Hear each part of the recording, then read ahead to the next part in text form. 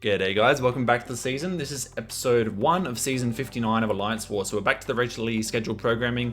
Season 58 I didn't really upload because it's just one fight per war. I didn't really find it that interesting as well.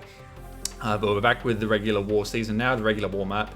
We've got our work cut out for us today in the first war though, because we've got Salty who came third last season. Definitely going to be the underdogs here today. Our team is going to be our 7-star rank 4 Hood, our 7-star rank 1 Mojo, and our 6-star rank 6 Kate Bishop. So Hood and Mojo have a synergy that I've used a lot of times. Basically gives Hood 3 bullets whenever you knock them down. Very important synergy that you kind of need for Alliance War if you're taking multiple fights with Hood. Like more than 2 or 3 fights, you really want this synergy. We are running a non-recoil setup with 5 out of 5 Mystic Dispersion, and we're running plenty of Mystic boosts for the Hood fights. Now, you can probably gather from the title, but this will probably be the last ever war I use a 6-star. Because I have taken Red Skull here on this fight before, as a rank 3 I think, but as a rank 4 with also Tactic, and also this guy was running Unfazed, makes it very, very tricky. And so I didn't actually consider Unfazed at all, so it really threw me off when he triggered up here. So I normally would have, you can actually dex out of Unfazed here, with that slight window you get after you evade, but it's when you're not prepared for it, it's definitely hard to do it on the fly. But here was the really weird thing. It was, I threw a special, but apparently it triggered the evade as I was throwing the special here, and so it triggered Unfazed, and so we didn't get the special to land, and he just comboed us to death.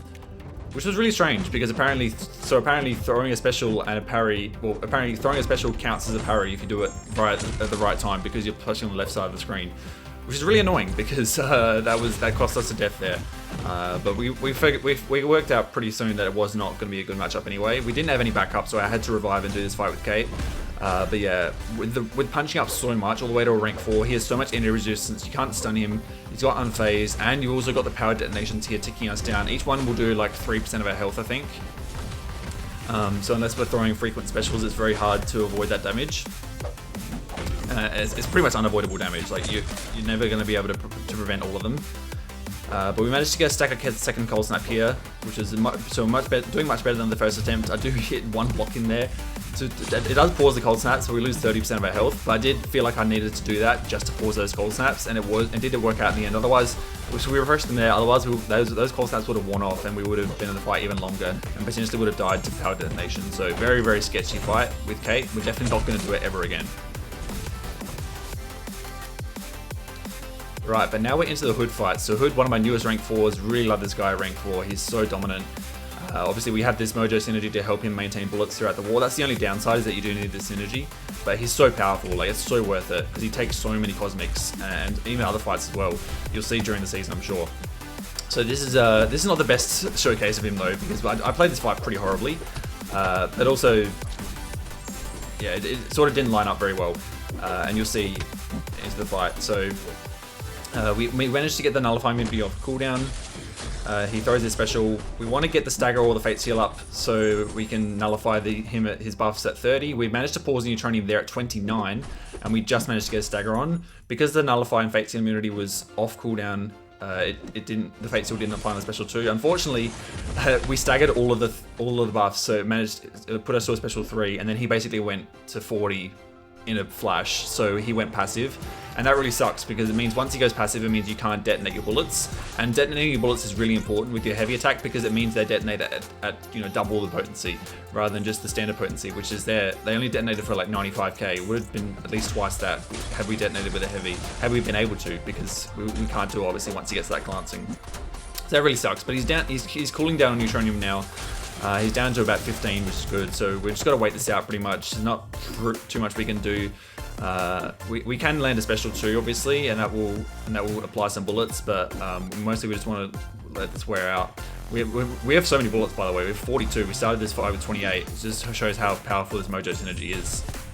So we heavy there for the Nullify immunity to go on cooldown, and then we go invisible here, and we knock him down with a special 2. I think here I wanted to heavy. But he missed us once, but somehow he didn't miss me a second time, even though it's supposed to be a 100% chance, so that's still a stupid bug that's in the game. And he managed to get the glancing up, unfortunately. The stagger wore off, and then the nullify immunity is off cooldown, so really poor ending to this fight, and definitely not the best showcase of Hood. This fight could have been done in like, you know, 40 seconds had we actually lined everything up properly. But he does go down eventually. So this next fight is a much better showcase of Hood and why and how powerful he is. So we've got a rank 4 Medusa. This is on par 3, so this is encroaching stun. Now Hood is really good for encroaching stun because not only is he able to throw specials very frequently to avoid the stun, but also when he goes invisible, he just goes stun immune. So you can just ignore the encroaching stun should it trigger. And so when you play very aggressively, we want to play aggressively is to stop her from gaining fury buffs. We go invisible here. She does manage to get 1 fury buff, but we just nullify that here with a Fate Seal. And then we go invisible here, so encroaching stun is not going to trigger on us. And in fact, we're going to be able to throw a special 2 anyway. And we're up to 22 bullets here. I was pretty confident that 1 detonation here could finish her off. And it, in fact, just does the trick. So perfect amount of bullets there. Now here's the other fight I had to take with Kate, and yeah, this is another reason why we're not going to be taking Kate in future wars, especially against rank 4s, because I have fought rank 4 Photon here before and it went really well, but Jessica's a different kettle of fish because not only does she get that unstoppable once she gets her charges and she throws specials, but not only that, you also get those weaknesses debuffs, and it doesn't help if you do an early release. I think if I'd done a perfect release at the start here, I actually could have followed this fight, I reckon. But without that perfect release at the start, it was very tricky. And then the other problem is she throws specials. Her specials push you back so far, and then this guy was also running unfazed, which is not surprising in hindsight. And then we throw a special here. I thought, I'll do another early release so we don't get the cold snap to stick. Unfortunately, I was just in a panic at this point, and so I thought maybe we would have to go special 2. I was pretty sure that she would. She would need the special 2 at this point. Obviously, she'll still go unstoppable. She will get heaps of weaknesses debuffs, so it's unlikely that it's going to do too much damage, but it's probably going to be better than special 1. Because at least with the special 2, it does stun if you do land it. So we trigger the stun there with our evade. You can see there with unfazed, if you can land the stun, it's fine because. And we get a perfect release there. So we didn't actually stun it against Jessica. Sorry, I forgot to mention that. But you can see those. Yeah, that's a special 2 cold snap. It's doing not even 2k per tick because we had 9 weaknesses on us throwing that special 2. So it's just not a good idea to use Kate for this fight. Like when we fought Photon here, it was fine because even though Photon has energy resistance, it's not that bad compared to the 9 weaknesses that Jessica puts on you. It's just so much damage reduction that it's very impossible, very improbable that you do much damage unless you are able to, you know, get those early specials ticking for a lot with the perfect releases. But we got the perfect release too late. So here I thought we might have to go to special 3 and potentially get a perfect release, but I just missed it, just by the tiniest millimeter. We missed the perfect release there, so unfortunately we didn't get the perfect release there, which sucked. I still thought that maybe if we play absolutely perfectly, we could combo down with basic attacks and potentially use the evade for openings as well. It's not going to be fun though, because even with our basic attacks, we can't even hit the safeguard cap, even though we're boosted. And obviously, when anyone throws a special at this point, she gets the unstoppable, so it just makes it very hard to just get consistent damage in. And then we're just forced to parry here. And then the other thing is that when you trigger your evade, that counts like a light attack, so you can't trigger 2 light attacks in a row, you get disintegration. It's just a lot to make this fight very, very tricky for Kate. It'd be much easier using like a Koye or Chilith, even like Archangel or something, just to nuke her down with raw damage that doesn't rely on special attacks. Yeah, it's really that damage. The damage over time is the key here, but it's not damage over time with special attacks that you want. And now we're just a bit late on our relic heavy, so she ended up comboing me to death. I thought if I played perfectly, I could have maybe ended the fight, but it would have been we potentially could have timed out even. But we do a better attempt in this second run with Kate. But yeah, it was 2 deaths. 2 deaths to start the season was not good. But I don't feel responsible because it was definitely poor planning. But I also should have considered it before going in that, yeah, this was not going to work. Not only this fight, but also the Red Skull. The good thing is we managed to avoid losing more than one attack bonus on each of the fights. And you can see we in this example we get the cold snap, we get the perfect release here. Unfortunately, the first cold snap here wears off because it's so tricky to trap her in the corner because their specials, you know, they push you back so much, and you can't punish them either. But we managed to get her down here with a special one.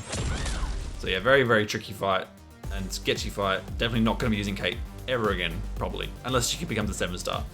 But this is probably the highlight of the war. So this is a Dark Phoenix on node 38. Very, very common node to see the really tricky defenders on. So it's Ebb and Flow, Knockdown, Aggression, Prowess. You typically see like Onslaught or Deathless Thanos here, but sometimes Dark Phoenix as well. But Hood is on par with Nico Minoru as, like, you know, the best Dark Phoenix counter in the game. Hood stocks really went up when she came out because there's obviously not too many good counters to her, but Hood is just so strong. I think we do this fight without her actually throwing a single special attack, if I'm not mistaken, or maybe I'm thinking something else.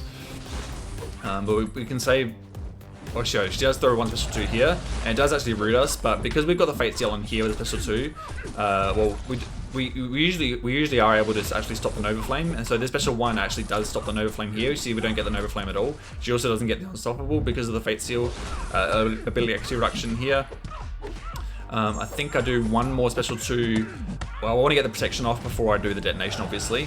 So I think we throw one more special 2 here. You can see we've completely reduced that Nova Flame duration to 99 because of the ability XP reduction. I think we have one more intercept here. She's up to 38 bullets, and so she's not surviving this heavy attack and is able to bypass the immortality. And then the last fight is a Deathless Thanos. This is Hazard Shift, Cold Snap, and Bleed. I played this fight pretty horribly because the way you want to do Hood versus Deathless Thanos is you want to do a series of small detonations so you can get past each protection phase, because the problem with Hood's bullets is they detonate individually. Now that's great for like Safeguard and Rage or in fighting Zola because, you know, it ignores damage caps. But when it comes to Thanos, it's bad because it's not a single damage burst. It's not a single damage burst like Gallon's Harvest. It's a series of single bursts. And so, like, if you detonate 30 bullets, and then the 11th bullet is what triggers the protection, then the other 19 are going to do no damage, which sucks. But the reason Hood is so good for Hazard Shift is because obviously that ability XP reduction from his Fate Seal. I timed that heavy poorly, but it was actually a blessing in disguise because we managed to get some willpower healing here from this Armor Shattered. You can see we're healing for 600 damage per tick with this Armor Shattered, so it really helps us stay topped off, and so we don't lose too much health from the Cold Snaps or Bleeds should they trigger. But yeah, I played this fight pretty bad. You can see he's up to 25 hexes, and I keep going. I should have re-detonated here just to get to the 50%, and then started gaining bullets again. But yeah, you'll see in future wars this season how to properly do this matchup with Hood. I think it's a different node, but it's definitely the better way to do it.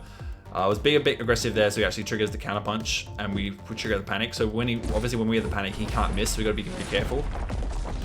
Panic's gone away now, so he can miss. And then yeah, so Hood Special 2 obviously has 5 hits involved, so it can trigger the counter punch if you're not careful. You got to slow play it sometimes. We're up to 40 bullets now. I should have detonated here really, but I don't. We wait out here, the counter punch. I think I'm waiting for the invisibility to come back, and I think he's just plays so passively that we do manage to keep the bullets refreshed. I think eventually they do actually expire though, and they expire for obviously just like the Maestro fight, half the potency. But we're up to 49 bullets here. This was so stupid on my behalf. I think I was just waiting to get to 25% and then detonate with all the bullets, even though that would have been ridiculous overkill. He almost sidesteps me there, actually. But yeah, it's being really passive, so those bullets detonate. All 49 bullets detonate, and you can see normally that would have killed, but because of the way they work, individual bursts, it stops at 25%. Gets hard capped. And here I pretty should have thrown the special 2. Well, I think I was waiting for the counter punch to wear off, which it does. And then I was pretty confident one more heavy could kill. He throws a special 1 unfortunately, but we can heavy there, and that finishes him off. So yeah, it worked. But this war was not a great start to the season, but yeah, we're definitely looking to improve in future wars using just 7 stars. But thank you guys for watching, and I'll see you in the next one. Peace out.